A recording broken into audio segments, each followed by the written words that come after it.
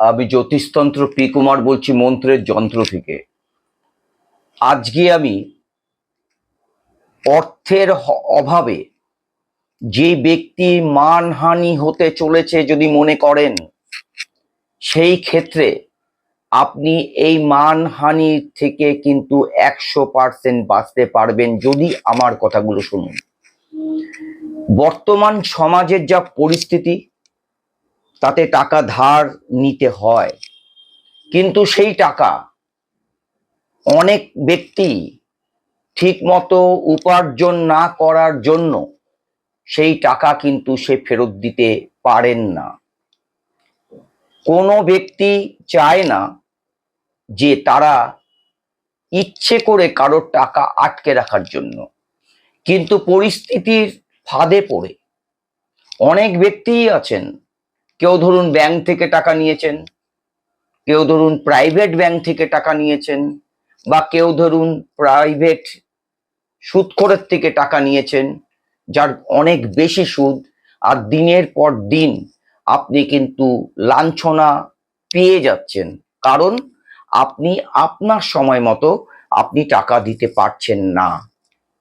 ঠিক সেই কারণে আজকে আমি এই ভিডিওটা তৈরি করছি সেই ব্যক্তিদের জন্য যারা নানান কারণে নানান অবস্থাতে পাবলিকের থেকে টাকা নেওয়া, ব্যাংকের থেকে টাকা নেওয়া, প্রাইভেট ব্যাংকের থেকে টাকা নেওয়া, নিয়ে নিজের কাজ করার পর তার রিটার্ন না পাওয়ার জন্য সেই টাকা ফেরত দিতে পারছেন না। ঠিক সেই কারণে আমি আপনাদের একটা কথা বলে রাখি যে বর্তমান যুগে টাকা ভীষণ একটা প্রয়োজন। আমাদের প্রত্যেকটা পদক্ষেপ, প্রত্যেকটা স্টেপ ফেলা মুহূর্ত আমাদের কিন্তু টাকার প্রয়োজন আছে। কিন্তু সেই টাকা অনেক সময় আমরা ব্যাংক বা কারোর থেকে হাওলাত নিলে সেই টাকাটা আমরা ঠিক মতো পরিশোধ করতে পারছি না। বেশ কিছু ব্যক্তি এরকম আছেন, নানান কারণে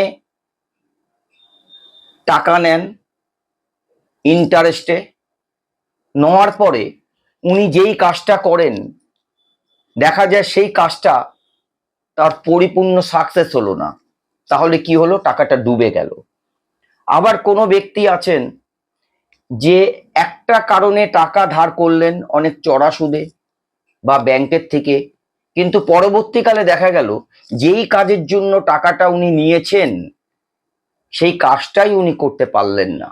কোনো কারণবশত, নানান কারণে যেই টাকাটা নেওয়া হয়েছে সেই টাকাটা তার হাত থেকে বেরিয়ে গেছে। ঠিক সেই মুহূর্তে উনি কিন্তু আর যেই টাকাটা ধার নিয়েছে সেই টাকাটা কিন্তু পরিশোধ করতে পারছেন না। তাতে তার কি হচ্ছে? ব্যাংকের লোক এসে বাড়িতে তাকে অপমান করছে, যদি প্রাইভেট ব্যাংক থেকে নেওয়া হয় বা আদার্স বাইরের থেকে যদি চড়া সুদে টাকা নেওয়া হয়, সেই টাকাগুলো যখন তারা পরিশোধ করতে পারেন না তখন অবস্থা কিন্তু খুব ভয়াবহ হয়। একদিকে অর্থ উপার্জনের চিন্তা, একদিকে সংসার চালাবার চিন্তা, আরেকদিকে অপমানিত হওয়ার চিন্তা।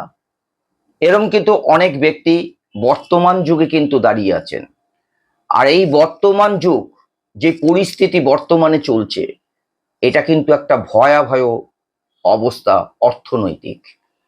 তাই যেই ব্যক্তিরা এইভাবে টাকা নিয়ে নিজের কাজটা কমপ্লিট করতে পারলেন না, টাকাটা পরিশোধ করতে পারলেন না, ঠিক সেই মুহূর্তে আপনার পিছনে একটা ভয় সব সময় আপনাকে দৌড় করিয়ে ছাড়ছে যে কখন আসবে আমার থেকে টাকা চাইতে, এবং টাকা তো আমি দিতে পারবো না, আর না দিতে পারলে পরবর্তীকালে আমি অপমানিত হব, 10টা লোকের কাছে আমি অপমানিত হব।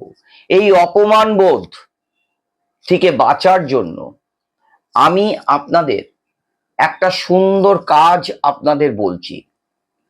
যদি এই কাজটা যদি আপনারা করতে পারেন তারাই করবেন যদি মনে করেন যে আমি টাকাটা পরিশোধ করতে পারছি না, কিন্তু আমার অপমান হবার একটা ভয় আছে, মানহানি হওয়ার একটা ভয় আছে। এই যে ভয়টা আপনার আছে, সেই মানহানির হাত থেকে বাঁচবার জন্যই কিন্তু আমি একটা খুব সাধারণ কাজ আপনাদের বলছি, যেই কাজ আপনার জীবনে মানহানির হাত থেকে বাঁচার একটা কিন্তু বিশাল উপায় দাঁড়িয়ে থাকবে। তাহলে আপনার কি করতে হবে?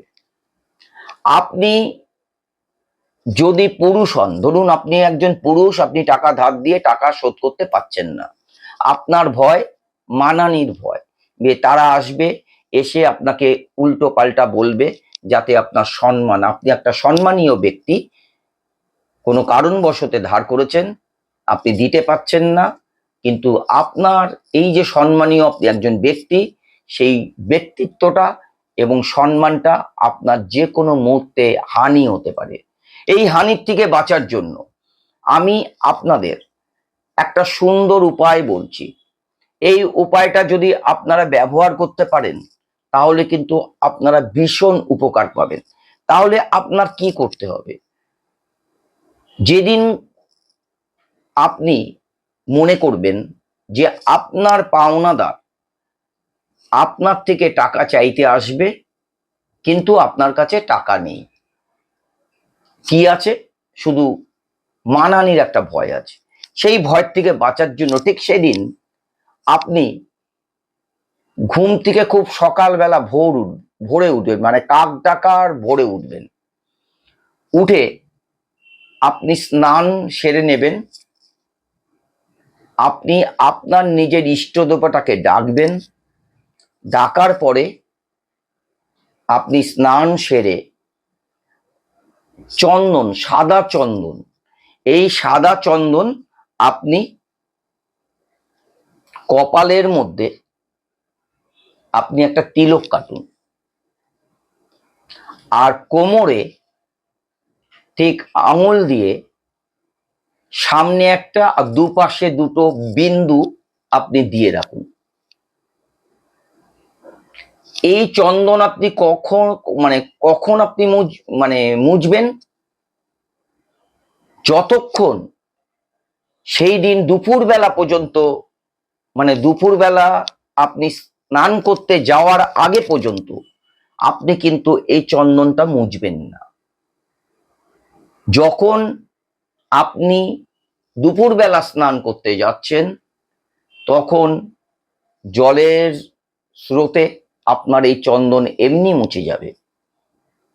আমি আপনাকে বলছি, যদি এরকম পরিস্থিতি আপনার জীবনে আসে, তাহলে আপনি এই পদ্ধতিটা যদি ব্যবহার করতে পারেন, তাহলে কিন্তু আপনার জীবনে বিশাল মানহানির হাত থেকে আপনি কিন্তু রেহাই পাবেন। নমস্কার।